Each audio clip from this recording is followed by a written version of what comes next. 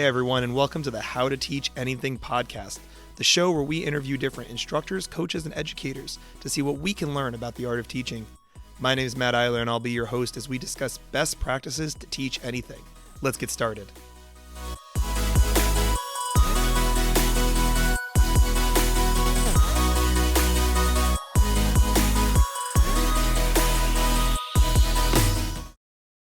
Hi, everyone, and welcome back to the How to Teach Anything podcast. Our guest today is Mary Berry. She has certificates in behavioral science and animal behavior and has over 15 years experience teaching positive reinforcement for horses and other animals. She also has 30 years experience teaching science and has been a speaker and participant in numerous conferences on science and positive reinforcement. During the pandemic, she started Malba Books and is now a children's author who makes learning to read an enjoyable process for 4 to 5-year-olds by using rhyme and repetition. Mary, how are you doing today? I'm really excited to have you. I'm doing very well, thank you. Pleasure to be here. I'm looking forward to our chat. Yeah, absolutely. So this is a podcast focusing on teaching and instruction, and you bring a very unique background to this conversation because not all of what you do, I know you have experience elsewhere, which we'll get to, but a lot of your background is in working with animals. So tell me a little bit about that, and how could I, as a more traditional teacher, learn from your work with animals? How do you go about teaching animals, and how does that relate to teaching someone like children? Well, the principles of learning are the same for all animals, including the human animals. And the principles of teaching then can be very much the same pattern. Mm-hmm. So I use positive reinforcement, which means that we look for a behavior in the animal and reinforce that.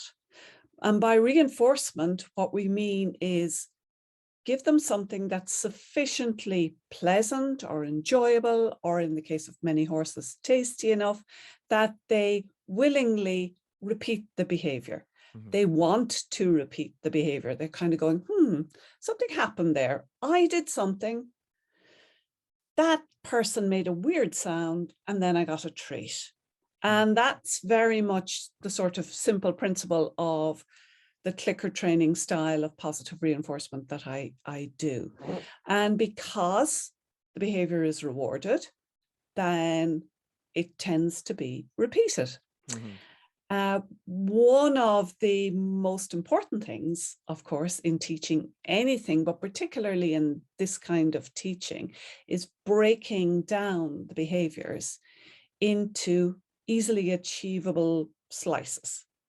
So if I can take a horse, for example, because that's what I've worked with a lot, if I say that I want a horse to back up, and I'm watching the horse has come towards me because I'm interesting, I'm standing in front of them, and I'm just standing there, and they get a bit bored. So the next thing I see their chest contract ever so slightly. I will mark that using a clicker, and then I'll give them a treat.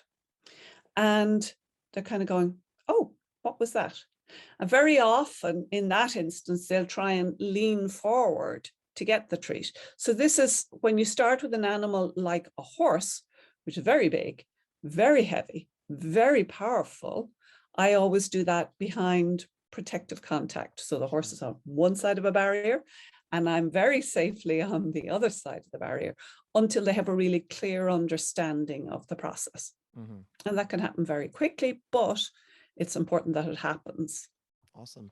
And so then all I've done is mark that tiny chest contraction or the tiniest lean. You can see in my movement there, I'm moving slightly back and forth. It's very small, but you can see it.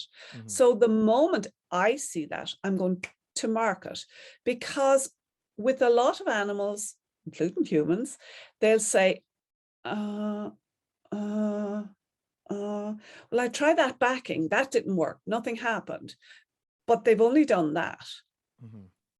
So it's important that you say, that was the start of a backup, and that's what I'm going to reward. Mhm. So you get that initially, you reward it. The horse generally tends to come forward, but of course the opposite of going forward is moving back. And again, you have an opportunity to click, capture that behavior and reward it. And once again, that is very likely then to be repeated. And very quickly you see the sort of light bulb moment, you know, you see them in the cartoons where the light bulb goes off up here. You get that light bulb moment where the horse goes, oh, so it's this is what's getting me the reward.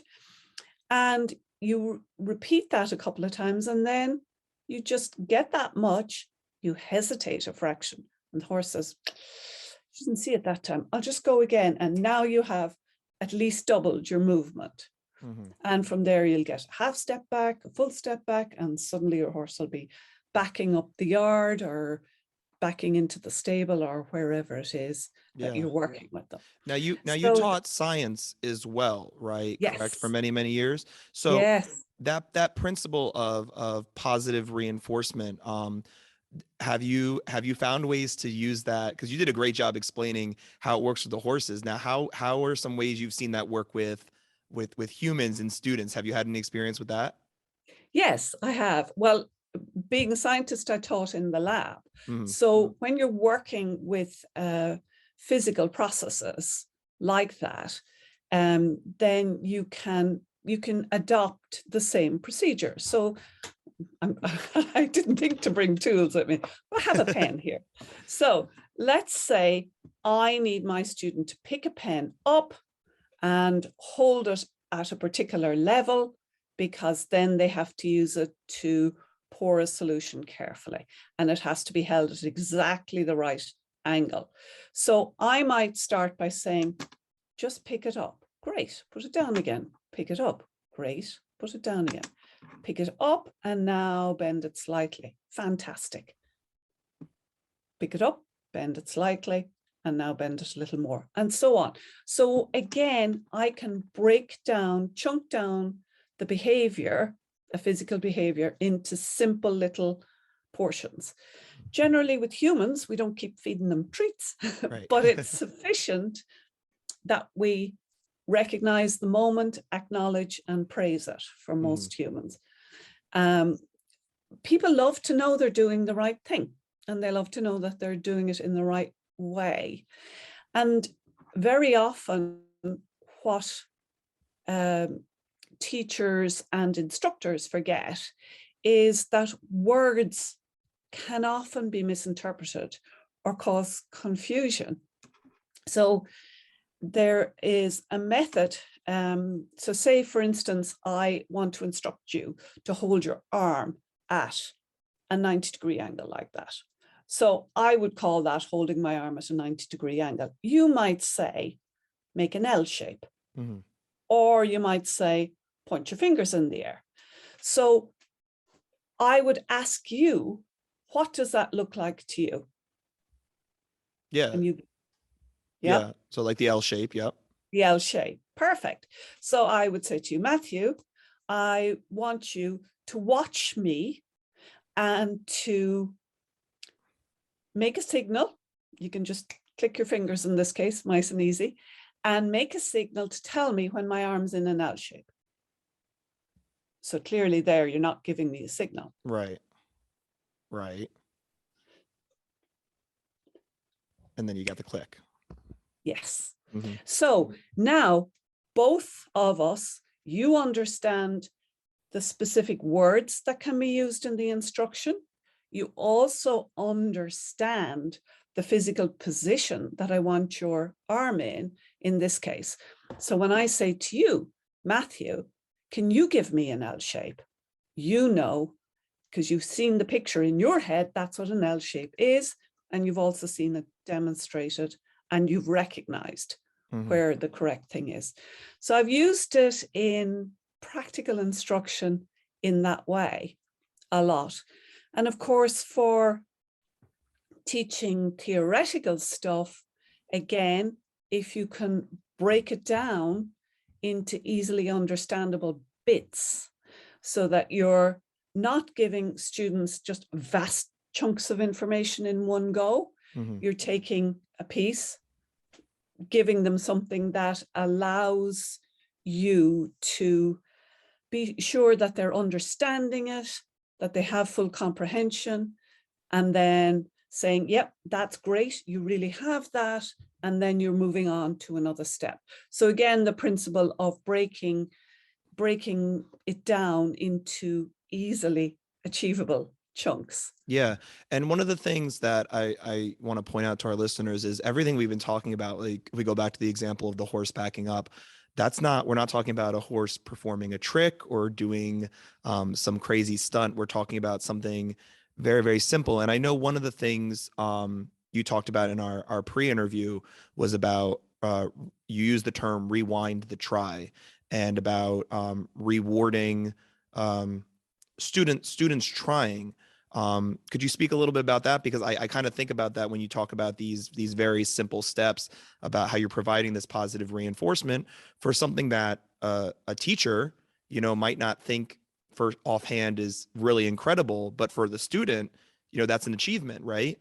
Yeah, and that's the whole point of this, in a way, is that what you want to reward is not so much the final achievement. Yes, that has to be acknowledged, and it's wonderful, and you've gotten there, and yes, fireworks, things go off, all the rest of it. But you will never get to there with some students if they are allowed to think that what they're doing isn't good enough along the way. Sure. If you don't recognize that, for some athletes, they can jump, I don't know, 4 feet easily. That sounds Sure, very yeah. high to me.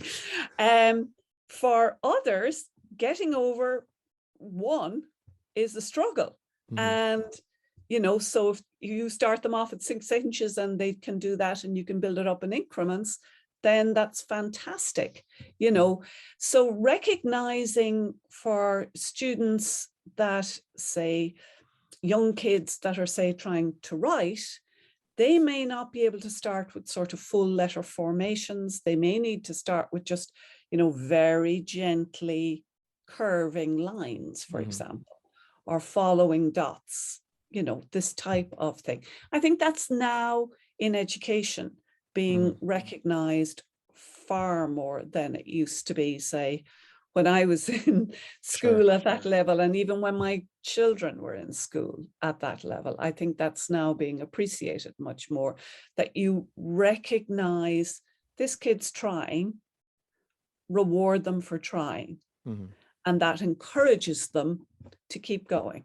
Right. Whereas if they are trying, but they can't achieve what the child next door is doing, and you say, that's not good enough, they become completely discouraged very often and will give up. I can't do it. That's it. No more. Not going to try. It's not worth it. I tried. It didn't work. It sounds like this process is not a like, because when I first read about kind of the work that you've done, I thought of like Pavlov's dogs and the rewarding with the treat, and that was a very simple point A to point B of getting the dog to drool. That's what you wanted to achieve, and then you take away that that stimulus, that reward, and they still continue to do it. But when we think about educating children, it's not that point A to point B way of teaching where you do something, I reward you, and now you've got it. It's building confidence and trust and those things you talked about.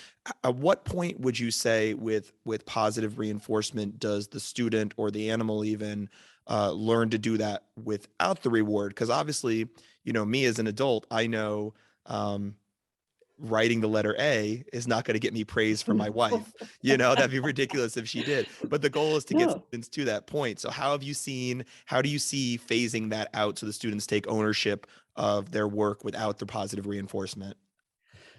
Well, it's building behaviors, and you hit the nail right on the head, because one of the things I say to my students who are horse owners, is that when we started to write in school, we followed dotted lines and we did an A, And that was fantastic. We did 3 of those. We got a gold star, went home, went up on the fridge. Everyone cheered. That was a really great achievement. A year down the line, you're not getting a star and cheers for that simple exercise. And a few years further on, you're writing essays for just a tick and very good, or that was excellent, or a comment that really rewards you. So what you want to look for is that when the behavior becomes fluid, you then move on. So it's recognizing in your teaching, what's the appropriate moment to take the next step and stretch your student a bit further, whether it's a horse who's leaned back and now I want them to take a full step back, or a child who has written, you know, their letters following dots, and now I want them to start writing whole words independently. So it's knowing that's the correct time. And then I think with us humans, when we do something really well and when we achieve things really well, we do get a sense of self-worth and self-achievement. And so it becomes, we have an inner reinforcement, if you like. I really got that. I did that well. You know, I cracked that one. I worked it out.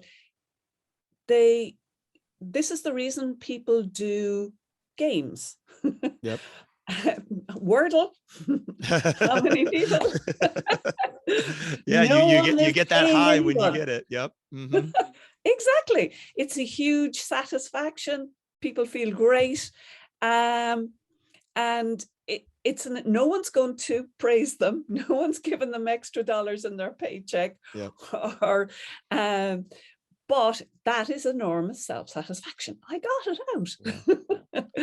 out.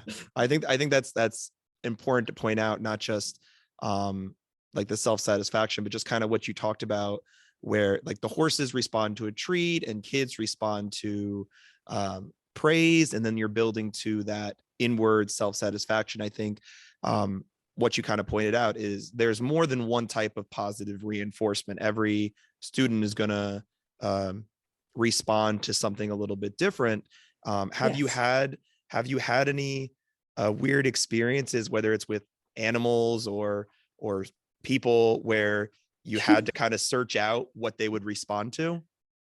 Yeah, I mean, even with animals, sometimes you have to look around and think, what will make them repeat this behavior? So one of the breeds of horses that I've worked with are Icelandic horses. And in the winter, they grow extremely long, hairy coats, because in Iceland, it's freezing cold and the winters are harsh, and they live out.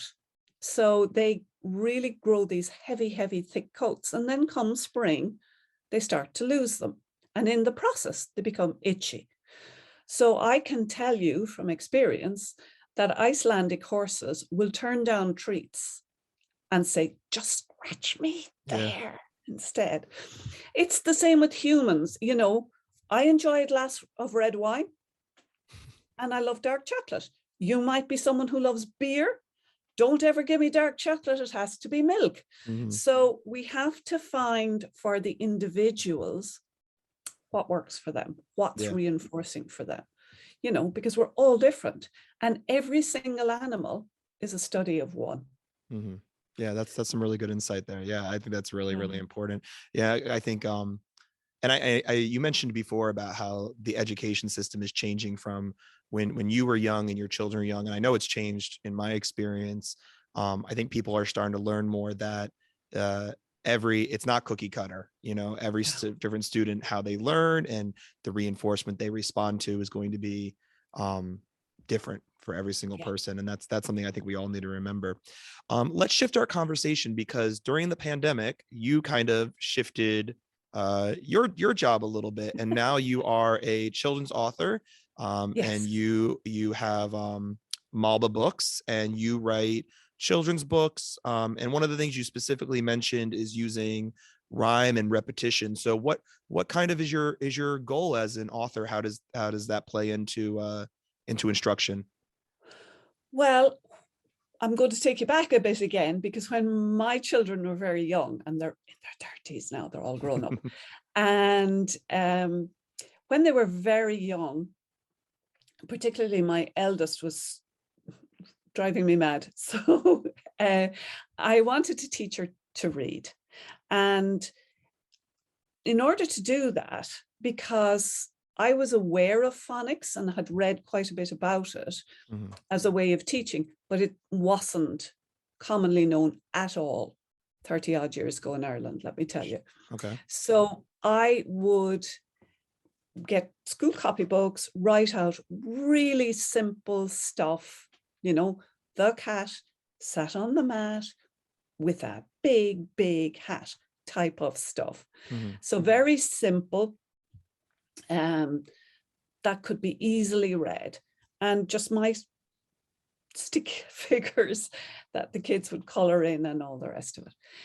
But that process of starting with this very simple rhyming sentences, because that's all they were really on a page, encouraged them hugely. And Mhm. all of my children were good readers before they went to school, which may have caused the teachers some issues. I don't know. I don't think it did really. I think they just handed them other books and said, read that instead. Yep. So so they were all good readers. And reading, is the font of all knowledge. Even in today's very computer-oriented world, we still read everything on our screens. We still type in words. Literacy is hugely important. So back in the day, I really wanted to convert some of my silly books into real books for kids. And there was no such thing as self-publishing at the time. Mhm. So I approached several publishers with my thoughts and ideas and stories, and one by one, I got those letters through the post saying, no, no, no, not what we do. And so I shelved it. And then with the pandemic, prior to the pandemic, I had been teaching courses quite literally all over the world, mostly in Europe, it has to be said, but teaching people to how to train their own horses, Mhm. so that they could continue doing the positive reinforcement work when I wasn't there telling them what to do. Sure. And that, the pandemic, of course, meant absolutely no travel. It literally put a stop to my gallop in that. Mhm. And I had time on my hands. I had time to think about things, and went back to those, came across actually one of those silly copybooks one day and sort of thought, I could do that again now, because people can self-publish now, and I can get my books out into the world and my ideas and thoughts, and hopefully help other kids who are learning to read, Yeah. with sort of fun, interesting little books. So I sat down and I wrote a few. Yeah, that's awesome. And it's funny because you can really see in your writing with the rhyme and the repetition, kind of your philosophy of training, where you're starting with something very simple, right? Like the fat cat sat on the mat. That's, as an adult, not a hard sentence, but it's a very easy behavior and kids learn, and then they get that self-satisfaction. So even with Yeah. your writing, you're creating breakdown, you're breaking it down into smaller steps that the students can find success in and then feel Yes. good about. And so I just, that's one of the reasons why when I saw you, I wanted to interview you, is because what a cool connection between something out of right field with teaching animals that so deeply connects to a 5-year-old learning how to read. Um, Exactly. and that's really cool to see. I really hope all our listeners appreciate that, because I think that's a cool insight you have to share with us. Awesome. Really quick, as we start to wrap up, social media, where can people find you, find your books if they want to find out more? Quick shout out. Tell us where to find you. Yeah, I'm on Instagram and Facebook and struggling with getting on Pinterest at Malba Books, Malba, came from the two letters of my first name, Mary, and B.A. Barry. And my illustrator for the first series of books, his name's Emmanuel Alba. So Oh, it cool. kind of worked out as a little bit of a blend of our names. And so at Malba Books, Instagram, Facebook, and malbabooks.com Awesome. for my website. And there's quite a few sort of freebies in there as well, in terms of activities that go along with my books, and for events like Valentine's and St. Patrick's Day and these kinds of things. Awesome. Because I do believe that, as well as reading, all of the activities, such as rhymes, finding bigger, smaller, following, tracing lines and shapes, all of these things help long-term with the literacy and help with those skills. Yeah, we will definitely link all your social media and Thank you. website down in the description. So make sure everybody checks that Wonderful. out. Yeah, definitely. Well, Mary, thank you so much for being here. I really, really enjoyed our conversation. And everyone, please check out Mary on the web because she's got a lot of great insight. Thank you again, Mary. Really appreciate it.